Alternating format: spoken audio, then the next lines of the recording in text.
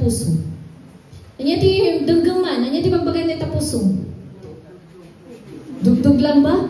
Han mga, si dadamdama. Ang korta. Ang tutudog. Kasi nadyo mo. Ang mga kasi ti pagbagan ta puso? Hanmod, di ba? Kasi kapag yun ang sinasabi ng puso mo, yung mga puro problema ang sinasabi ng puso mo, kapatid, nasa tamang lugar ka. Kung saan ipapaalala sa iyo ni Lord na nandito ako sa puso mo. Next slide. Sabi niya dito sa verse natin, I have fought the good fight, I have finished the race, I have kept the faith. Ito madalas yung verse na lagi nating nakikita kapag minatayan, kapag may mga tawag nito. Ano bang minatayan sa Tagalog? Lamay. Thank you, ate. So may mga lamay, laging, ito yung mini-message nila pag Kristiyano yung namatay, di ba? I have fought the good fight. I have finished the race. I have kept the faith. Nung huling hininga niya, nandun pa rin yung faith niya kay Lord. Yun yung laging mini-message. But this message is not only for the people who died, but even for you today. At that time, sabi ni Timothy, sabihin mo, paglaban mo yung faith na meron ka. If you can see around the world, here and there, ang dami-dami na pong nangyayari. Daming landslide, ang daming gera, here and there. Bakit ganito ang nangyayari sa atin ngayon? Well, there's only a call. Sabi niya nga, there's gonna be a great awakening. One day, marirealize natin na yung faith natin, kailangan natin ipaglaban. And that day starts now. So ulitin mo nga ilagay mo yung kamay mo sa puso mo. Anong sinasabi ng puso mo? Hindi niya sinasabi yung beneko, yung babayaran sa beneko. Hindi niya sinasabi na wala kang pera, pero ang sinasabi niya, ang Diyos nasa puso mo. So this is the word of the Lord. Kararatea kakabsan. Yes, O God, our Heavenly Father, we thank you so much for your wonderful message for us today. Indeed, we know, God, that you are in our hearts today. But Father, help us to see more of you. Father, open our hearts and use us, O Father, as a danay tuloy may ipamatin ni, as we stand on the faith of God that we have started. Father, we entrust to you our life. Lord, mahirap man ang mabuhay sa mundong ito. But Father, there's nothing hard because we have you in our hearts. Lord God, anoint your words to your messenger, O God, and open the hearts of each and every one nang makita namin, O God, sa araw na ito. Before we go out of this place, we can see that we have a Father who loves us so much and will never leave us nor forsake us. This is our prayer in Jesus' name.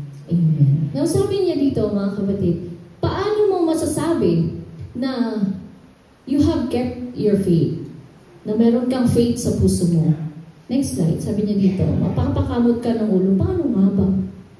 Paano mo nga ba nasabi? Now, we have here a picture. Next slide po. Are you all familiar with that story? That's the? Oh, may load na 50 pesos. Makakasagot yung people. Parable of what? Parable of the sower. Baka kanimano mo rin daw naman na pangkapib. So the parable of the sower tells us the condition of our heart. So nakikita mo ba yung apat? Nasaan ka dyan? Kita mo man dito kaabay mo. Describe mo dyan rupa na. Base dyan rupa na nga nakikita ang kinyan na. Ay, saan siya? Karupangot ba siya? Oh, saan siya?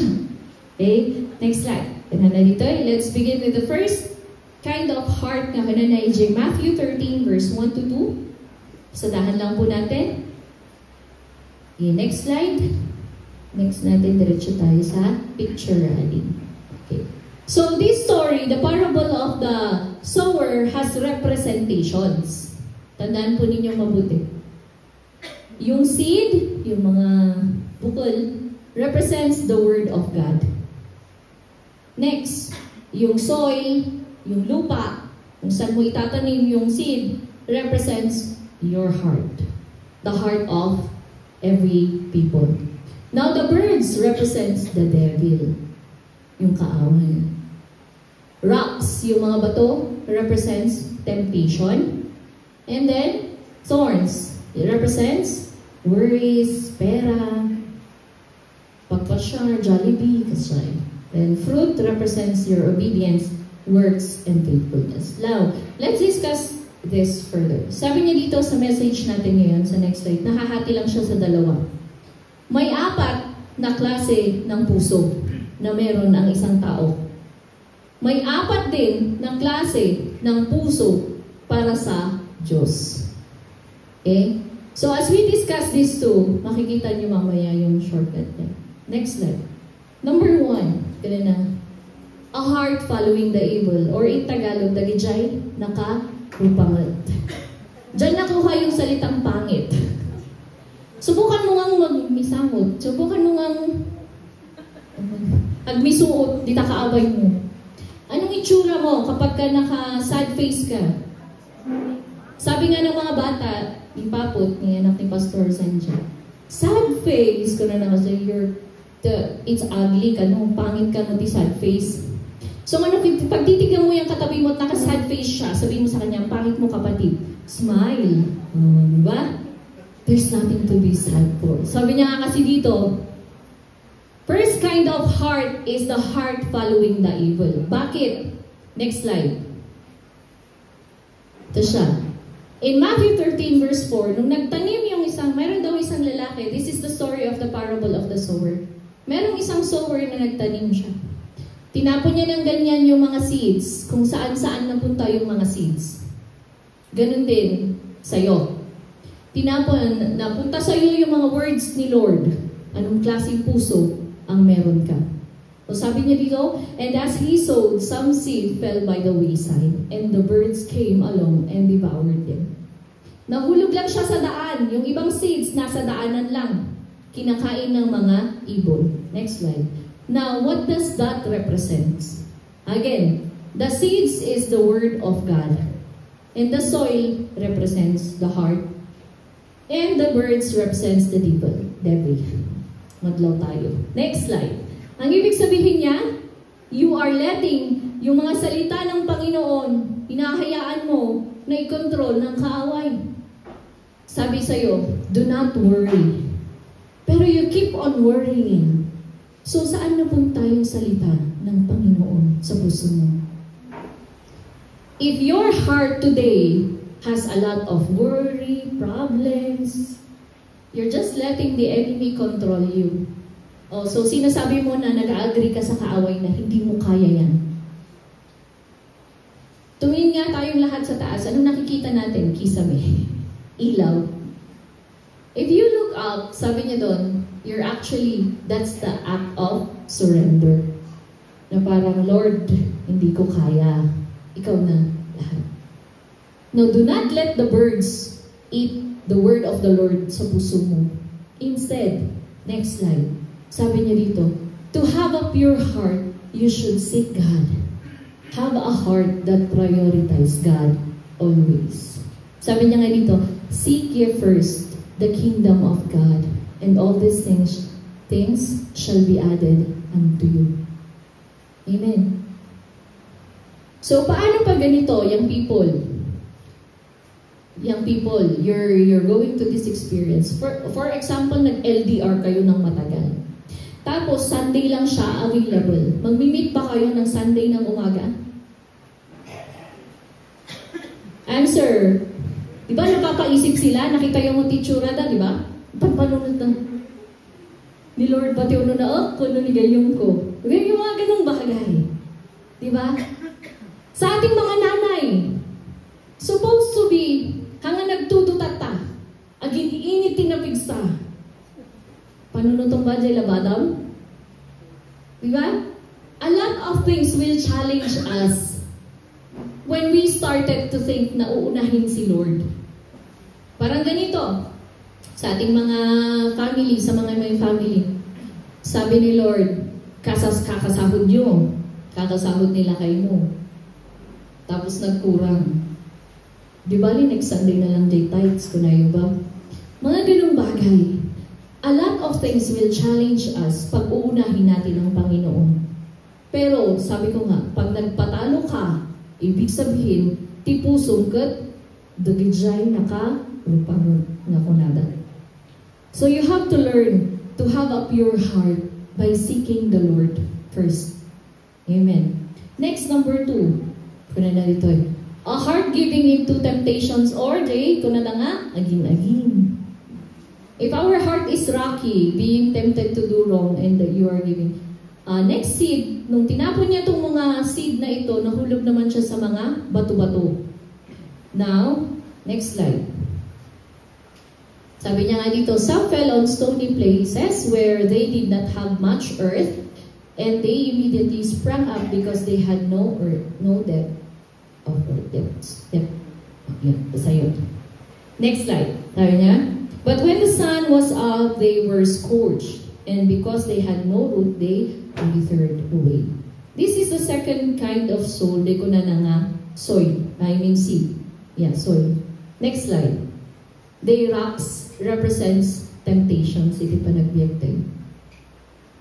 When our life is full of temptation, we cannot grow bigger. Why? Because ang daming nakaharang. Ang daming balakid sa buhay mo. Tama po ba? Ilan sa inyo ang sabi niyang magda-diet siya. Nasang kamay? Titigan mo yung katabi mo. Diet? Okay na. Maraming beses ko din sinabi yan sa sarili ko. Magda-diet ako bukas. Tapos, biglang may nila kaya dagdag na nga Jollibee. Diet? Diet ba talaga? O, di ba? May mga times talaga na hindi mo maiwasan ng temptation. Kasi ganun ang galawan ng kaaway.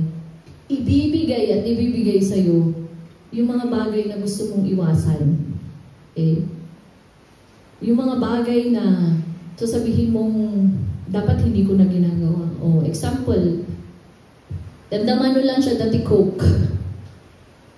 Tapos bawal ka iti Coke. Basit lang mo. Basit lang. Damdaman dyan, basit lang nga di ay. Anya ti cause na. Sing makitichan mo, kadaan niya, di ba? Minsan sabi natin temptations, next slide, sabi niya nga dito. Minsan, kunyari pa tayo pag sinabi natin agin-agin, kunyari ka pa. Diet-diet kang nalalaman, di mo naman gagawin. Mga ganung bagay. So if your heart is on the rocky area, sabi niya, you are letting the words of God be in vain. Since you always give in to temptations of the world. Parang wala lang yung sabi ni Lord na alagaan mo yung health mo. Wala lang nangyayari. Kasi nga, gusto mong kumain ng Jollibee. Gusto mong mag-lechon. Lechon ti si datay damdama. Kitaon tayo kaabay mo. Bagang kinyana. Nabasang balay ito Anong kinyana? Di ba? Iwas-iwas tayo sa taba. Yan. But sabi niya nga, there are times na ititempt ka ng kaaway. Even will give you the best temptation. Say for example, naghahanap ka ng trabaho tapos ang binigyan ka ng trabaho. Ang kapalit ng trabaho ito, malaki ang sahod mo pero hindi ka pwedeng mag-day off ng Sunday. Tatanggapin mo ba? Di ba mapapaisip ka? Ganun yung mga temptations madalas ng kaaway. But sabi niya nga sa next slide, you have to overcome temptations. Have a heart that is strong to overcome everything. Na kahit sabihin ng kaaway na maganda yan, gawin mo kitin at kung kakiti, pasit lang mo. Isbumot lang dahi tapo na naking ka. Mga paiso, isbok lang mo lang. Nagtamahan mo gaya mga naisbo, nagstay jay chan mo, nagkururod jay chan mo. Diba? Mga ganong bagay.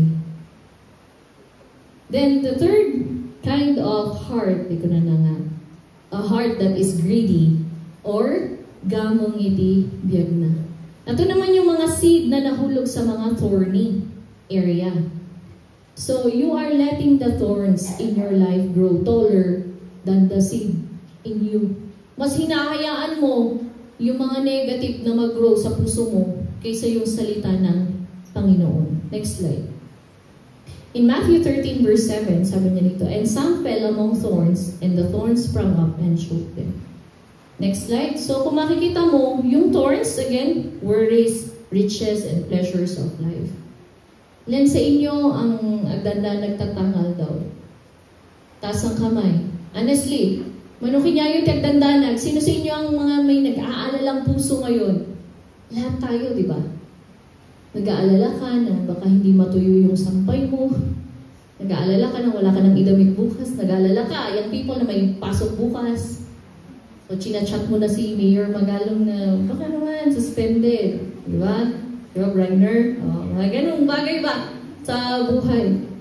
Madalas sa buhay natin, nag-aalala tayo palagi, di ba? Parang mamaya, nag-aalala ka, ano bang ulam mamaya? Mamaya ang dinner, anong ipapabaon mo sa mga bata? Mga ganyan. If we live on this, then nawawala yung salita ng Panginoon. Nagpo-focus tayo sa problema. Tama?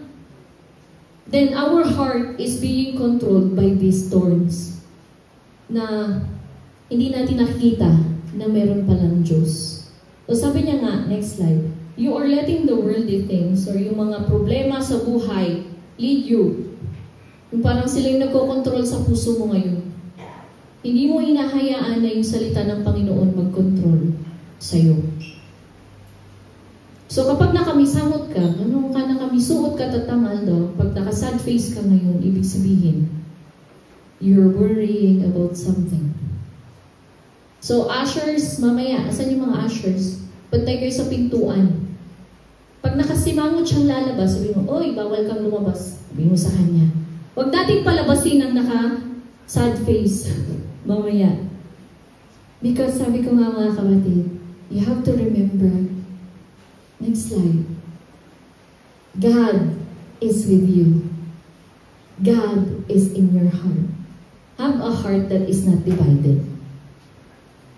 Focus on God. Huwag kang mag-focus sa problema. Walang mangyayari pag nakafocus ka sa problema. Hindi mo makikita na mas malaki pala si God sa likod niya. Nandiyan lang yung kamay ni God na nakaganon sa'yo. Hindi mo makikita kapag yan nakikita mo kasi yung problema sa harapan mo. Okay? And then last kind of heart, ikaw na. A heart that is faithful. Ang muna, dadyay pinati na. So ito yung sa lahat ng apat na klase ng soil, ito yung soil dapat nating mga Kristiyano. Sabi niya, a heart that is in good soil is rooted in God's word and is fruitful. Kahit titigan mo yung katabi mo, kahit asawa mo yung katabi mo, nanay mo, tatay mo, hindi kayo pareho ng puso. Siyempre, at sinabali kayo ti organ ti puso, di ba? But the point here is, individual ang faith natin, mga kapatid. Hindi dahil na namati ang dyan anak ko. No. Kanya-kanya tayo. Now, it's up to us what kind of heart do we have. So, this last kind, ko na nga amuna, that's natin. This is a famous song, an Ilocano song. If you're familiar with the Green Book, wala kasi yung Green Book dito. When amukmot dajay pinatik. Kuna na ito. You know what you believed in. Bakit ka nandito sa church? Kasi alam mo na ang Diyos nasa puso mo. Nandito ka para magpasalamat sa Kanya. At sabi niya doon sa Matthew 13 verse 8, ito yung mga seeds na nahulog sa good soil. Nagbunga sila ng sobra. Next slide. Ang sabi niya nga dito, ito yung representation niya. Nung nagbunga itong mga ito, these are the obedience, the good works, and your faithfulness. Sabi ko nga, lalabas ka sa pintuang itong nakangiti kapag lumalago ang salita ng Panginoon sa puso mo. Nung agugrow day sa uni apo Diyos, ita puso, kuna na dito you are living faithfully and rooted in the words of God, of the Lord, making your heart pure where it isn't undivided, but where God rules. And kana na dyan, next slide. So, let the word of God Paulit-ulit tayo na bakit may sermon, sabi nila. It's actually for you to be reminded that no matter what happens, God is with you. Yun lang. Kalimutan mo na lahat ng sinabi ng pastor, ang intindi mo lang na salita ito. God is with you. You just have to have that pure heart para sa Kanya. And sabi niya dun sa next slide, you have to live a life with the Lord. Have a heart where God lives. Amen. Now, patapos na tayo mga kapatid. Mabilisan lang, huwag po kayo mag-alala. Short lang siya, pero it will remind you that God is with you. Now, to summarize everything, napansin niyo ba nga naka-acronym BI? So, there are 4 types of people, of our hearts, sa ating mga tao. Next slide. There are 4 types of hearts people has. Titigan mo yung katabi mo yung puso niya. Ano kayang meron siya? Saan ka dun? Anong kanya na? Next slide. Dito yun. Daga. Tagijay na karupangot. A heart following the evil. Or yung letter A is, agin-agin. Ito yung mga nagpapakuha sa temptation. Letter G. Letter G, sabi niya, gamong itibiyag na. Sa mga hindi nakakaintindi ng gamong, ito yung wealth, ito yung greedy, ganyan. Okay? Next, letter A, hindi ko na amuna, dajay, pinatina. A heart that is faithful. Ito yung 4 na klase ng lupa, ng puso, meron tayo. Alin ka doon? Nakita mo na ba saan ka doon? Naisip mo na ba saan ka doon? Of course, pipiliin mo yung last letter A. Ang sabi niyang, a heart that is faithful. Yung daga pala, in Ilocano is soil. Yan. Ay, sorry po sa mga Tagalog, baka sabi niyo daga, utot? Daga? Mouse? Daga in Ilocano is soil. Yes po. So, speaking of soil, there are 4 ways on how to have a pure heart naman. Sabi niya, yun na yung, next slide, soil. Ayan na, in English, soil, sabi niya. Letter S means, seek God. A heart that prioritizes. Unahin natin ang Diyos sa puso natin. O is, you have to overcome temptations. Walang makakalaban sa mga temptations sa buhay mo, kundi ikaw. Hindi ang katabi mo. Kasi ikaw yan. For example, pigilan mo ko kung gusto kong kumain ng Jollibee. Hindi yun pwede. Ikaw lang yun. Dito pag mo, sika ng timaka, sardong, kung ano na, hanya dyan kaabay mo. The letter I, ignite the faith. Let God be in control sa puso mo. And L, sabi niya, live a life with the Lord. So, i-shortcut natin. Sabi ko nga, yung daga, palitan mo ng soil.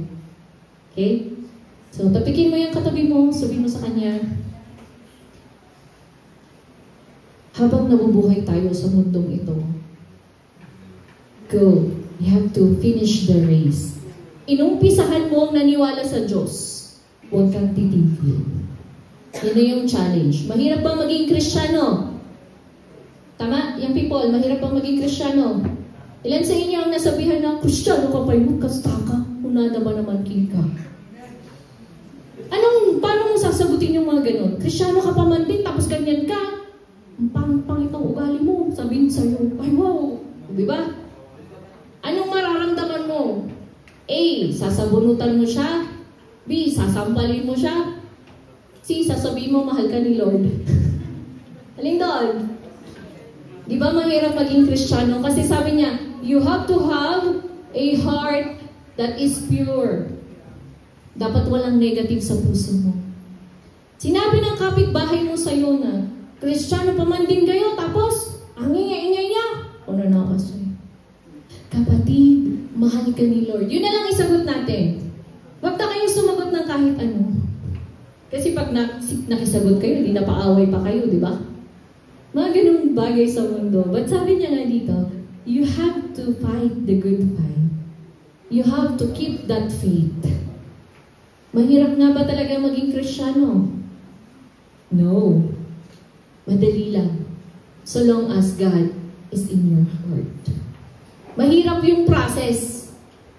Pero, once na nag-focus ka sa Panginoon, makikita mo talaga na lahat ng gagawin mo, maiisip mo ang Panginoon. Tama ba to? Maganda ba to pag ginawa ko? Mga ganun bagay. So, next slide, sabi niya. Conclusion, before you breathe your last breath here on earth, confidently say, I have fought the good fight. I have finished the race. I have kept the faith. Namatiak. Apo, iawat ko king ka, itibiyag ko. Manmanulang nagijay kakastoy niya, nga matmatay ka. Pag namamatay ka na, masasabi mo ba to sa buhay mo? Once na nasabi mo to, ibig sabihin you're confident. Okay na Lord, handa na ako. Kasi napatunayan ko naman na nabuhay ako with faith. Now next slide. Now the challenge for you today is, are you happy with the heart, or with your heart's condition today? Lagay mo nga ulit yung puso mo. Ay, yung puso mo sa kamay mo. Lagay mo yung kamay mo sa puso mo. Sabihin mo, kumusta? Kumusta yung puso mo? Iwan mo lahat dito sa church yung mga problema mo. Hayaan mo na si Lord. Si Lord na bahala. Lord, kunin mo na lahat. Bahala ka na. At sabi niya nga dito, next slide, for us to really have the confidence na mag-share itong happiness na nararamdaman natin. Itong confidence sa puso natin na meron ng Diyos. Sa atin mismo mag-i-start. Hindi ka makakapag-share ng word ni Lord kapag yung puso mo puro thorny. Tama? Puro matinig, puro bato. Yan.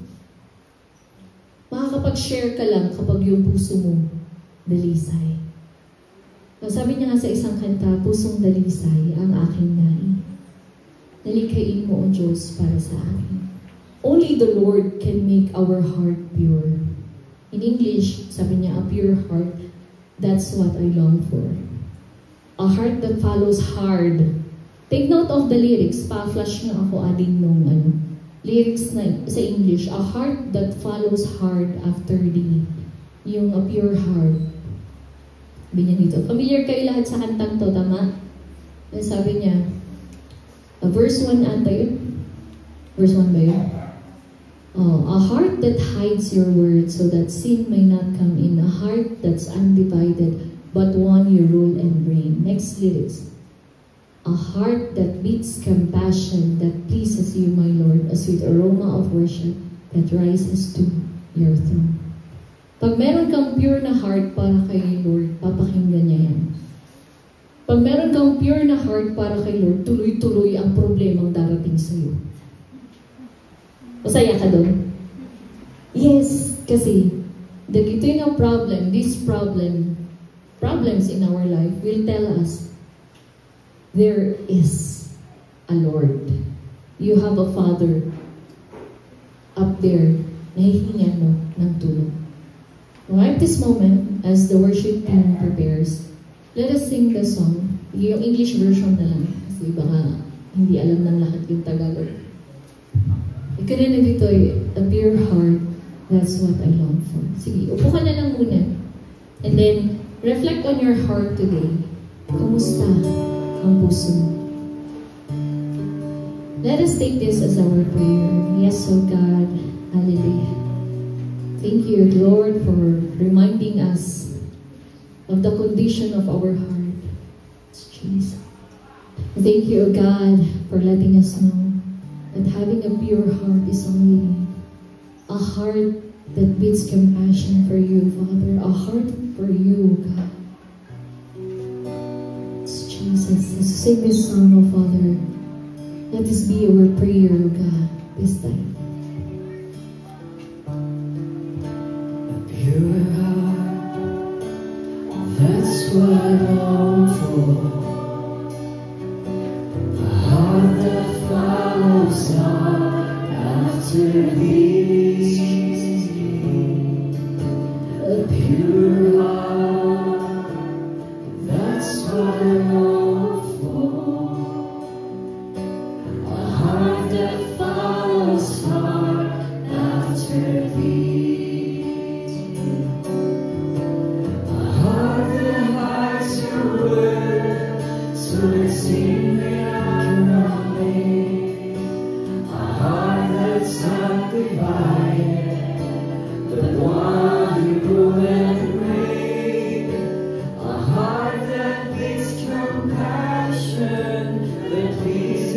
here my Lord, a sweet aroma of worship that rises to your throne. Magtagtaw tayo kakabsat as we sing this song. Pure heart, that's what I long for. A heart that follows hard after thee. A pure heart, that's what I long for. A heart that follows hard after thee. A heart that hides your word, so that secret uncoming. A heart that's undivided, but one who rule and reign. A heart that gives compassion, that pleases you, my Lord. The sweet aroma of worship that rises through your throne. Come on, church, let's dance. A heart that hides your word, so the sin may not come in. A heart that's undivided, but one who rule and reign. A heart that gives compassion, that pleases you, my Lord. Sweet aroma of worship that rises to your throne. Yes, Lord God. Sweet aroma of worship that rises to your throne. Nawatakman kakabsat nga, nga beauty mayo. Let us raise our hand as we take this as our prayer. Oh God, our Heavenly Father, we are here, listen to your children.